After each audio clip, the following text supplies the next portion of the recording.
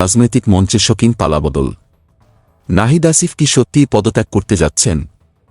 প্রথমবারের মতো এমন ঘটনা ঘটতে যাচ্ছে যা রাজনীতি কাঁপিয়ে দেবে। নাহিদ ইসলাম এবং আসিফ মাহমুদ, যারা ছিলেন সরকারের অন্তর্বর্তীকালীন উপদেষ্টা, তারা কি আসলেই আগামী 15ই ফেব্রুয়ারি পদত্যাগ করতে যাচ্ছেন? যদি সত্যি হয়, তবে বাংলাদেশের রাজনীতির হালচাল বদলে যেতে পারে। আরও বিস্ফোরক খবর। জুলাই মাসের বিপ্লবে নেতৃত্ব দেওয়া ছাত্রজনতাকে নিয়ে গঠিত নতুন একটি রাজনৈতিক দল শীঘ্রই আত্মপ্রকাশ করতে যাচ্ছে। নাহিদ ইসলাম হবে সেই দলের সদস্য সচিব। তাছাড়া নতুন দলের গঠনতন্ত্রের কাজ চলছে এবং এই দল দেশের রাজনৈতিক দৃশ্যপট পাল্টে দিতে সক্ষম কিনা, সেটাই এখন সকলের চোখে। এদিকে বিএনপি মহাসচিব মির্জা ফখরুল ইসলাম আলমগীর জানিয়েছেন, সরকারে থাকা ছাত্র প্রতিনিধি যদি রাজনৈতিক দল গঠন করে নির্বাচনে আসে, তা মেনে নেওয়া হবে না।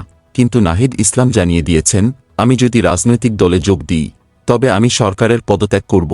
একথা বলে দেশে রাজনীতির কাঁপন সৃষ্টি করেছেন তিনি।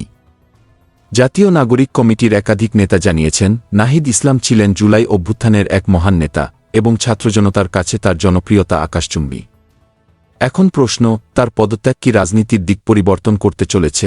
আরিফুল ইসলাম আদিব, জাতীয় নাগরিক কমিটির যুগ্ম আহ্বায়ক, গণমাধ্যমকে বলেছেন, যারা অভ্যুত্থানে নেতৃত্ব দিয়েছিল তাদের সরকারের পদত্যাগ করে নতুন রাজনৈতিক উদ্যোগে নেতৃত্ব দিতে হবে।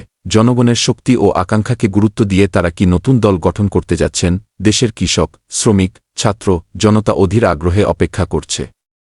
আদিব বলেছেন, ফ্যাসিস্ট খুনি হাসিনাকে নামিয়ে আনার মতো আবারও রাষ্ট্রের ফ্যাসিস্টদের বিরুদ্ধে ঐক্যবদ্ধভাবে রুখে দাঁড়াতে হবে। তারা কি সত্যি সত্যি রাষ্ট্রের প্রতিটি ক্ষেত্র থেকে দোসরদের তাড়িয়ে কল্যাণকামী রাষ্ট্র গঠন করবে? তবে এখনও কোনো সিদ্ধান্ত আসেনি ছাত্র উপদেষ্টারা পদত্যাগ করবেন কিনা।